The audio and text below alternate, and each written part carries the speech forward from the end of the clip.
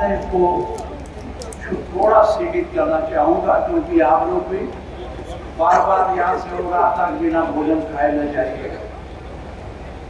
मैं पंडित हरिशंकर तिवारी जी को बहुत दिनों से जानता हूँ। मैं जब चुनाव नहीं लड़ा था, अपने क्षेत्र का प्रभावशाली एक कार्यकर्ता था, पंडित जी एक दिन रात को मेरे घर गए और उस समय वो विधान परिषद की सदस्यता लड़ रहे थे, जिसमें प्रधानों के वोट की जरूरत है। तभी से मैं उनको जानता था। बाद में मैं असेंबली में आया तो नाम बहुत सुनता, चर्चाएं बहुत होती थी। बाद में खुद मुझे याद है, उस समय के हमारी पार्टी के नेता माननीय चौधरी चरण सिंह जी ने माननीय ध्रुवनाथ चतुर्वेदी जी को सिल्डू पार का टिकट, उन्होंने वो टिकट वापस करके माननीय तिवारी जी को निर्दलीय उम्मीदवार वोट से लड़ाया था और जिताया। आलोचना भी हुई, बहुत चर्चाएं भी हुई। पंडित जी जीत कर गए। समय के उस समय ऐसी परिस्थिति थी कि उनको तुरंत असेंबली में नहीं आने दिया गया। हमारे बीच में पंडित जनार्दन प्रसाद ओझा जी बगल के सीट से विधायक हुआ करते, वो बार बार ये सवाल उठा, आखिर उनको क्यों नहीं लाया जा रहा है। मुझे वो दिन याद है कि उनके लिए सभी लोग खड़े होकर के विपक्ष में ये मांग की थी मुख्यमंत्री से, ये गलत है, उन्हें जेल से बाहर ला करके सदन में बैठाया गया। ये थी उनके प्रति लोगों के सम्मान की भावना। और वो हमेशा ऐसा नहीं है केवल ब्राह्मण समुदाय के लिए, उस सबके लिए समभाव रख के काम करते। एक बार मैं आया, उनके साथ कहीं जाना था, तो मैं गाड़ी पर बैठ कर हम लोग चले चिल्लू पार्क क्षेत्र में। हमसे कहे पांडे जी जरा हम 2 माह अपना घूम रहे, हमारे साथ ला लीजिए। हमने कहा चलिए। मैं गया तो वहाँ दूसरे ब्राह्मण के इतर हमको यादव समुदाय के लोग मिले, उनका पैर छूते हुए नमस्कार करते हुए, और बच्चे प्रणाम करते थे, बाबा प्रणाम।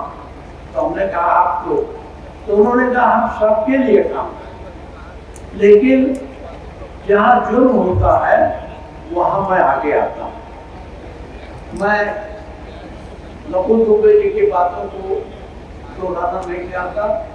उन्होंने आपके बीच में अपनी भावना रखी और आपने एक उमंग और उत्साह भरने का प्रयास किया। अब आप में कितना उमंग और उत्साह आएगा ये तो भविष्य ही बताएगा, लेकिन आपको सोचना है। ब्राह्मण समुदाय हिंदुस्तान में, हमारे नेता डॉक्टर रोहिया कहते थे कि ब्राह्मण मन का राजा। हिंदुस्तान में जितने लोग हैं उनके मन का राजा, और बनिया हिंदुस्तान के लोगों के जेब का राजा। ये 2 बातें वो करते थे। आज आप मन के राजा थे, कहाँ खड़े हैं इस पे आपको सोचना है। आज पंडित जी की जयंती पर तो बहुत नहीं कहना चाहता था, लेकिन एक बात जरूर कहना चाहता हूँ कि आप समाज में शांतिपूर्ण परिवर्तन और क्रांति ला सकते, और उस बदलाव लाने का शांतिपूर्ण बदलाव। जब कभी हिंदुस्तान में बदलाव हुआ, कभी क्रांति नहीं आई, चाहे वो गौतम बुद्ध धर्म के मामले में आए या राज के मामले में आए। तो आज क्या है, क्यों आप शांत हैं, इस पर आपको सोचने की जरूरत है। समाज में आपका बड़ा सम्मान था, सबको साथ लेके चलते।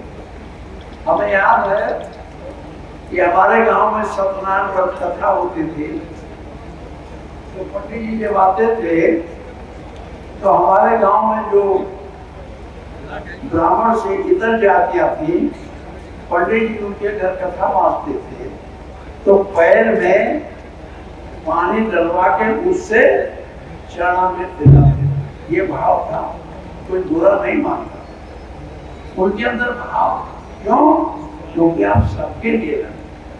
12 बजे रात में भी, ठंडक में भी कमर में पानी घुसकर कमर तक पानी में अपने जजमान के लिए प्रार्थना करते थे, जो बीमार है, परेशान है, ईश्वर उसे बचाओ। ये आपका कर्तव्य है। आप सबके लिए काम करते, अकेले अपने लिए नहीं। अपने लिए कभी नहीं सोचा, लेकिन आज समय आ गया, अब आपको सोचने की जरूरत है, परिवर्तनशील समय। इसलिए पंडित हरिशंकर तिवारी की जयंती के दिन ही आज यहाँ बड़ी संख्या में आप हैं। मैं बहुत ज्यादा नहीं कहना चाहता, और ब्राह्मण तो थोड़ा कम पढ़ा लिखा हो तो भी बड़ा होशियार होता है, वो उसको समझाने की जरूरत नहीं होती है। जो हमारे भाव सोए हैं उनको थोड़ा जगाने की जरूरत है। अगर ये भाव जग जाए तो आप एक बहुत बड़ी ताकत है, ऐसा नहीं है। और आप अकेले नहीं चलते, सबको साथ लेके चलते। हमें याद है, गांव में कोई काम होता है तो गांव में अगर एक ही पंडित जी का घर है तो गांव के लोग, शादी ब्याह हो, कोई काम हो, सब बात पूछने आते हैं, बाबा हमें ये सामान खरीदना है, हमें इसमें क्या है, आपकी राय है। हमेशा आपसे सम्मान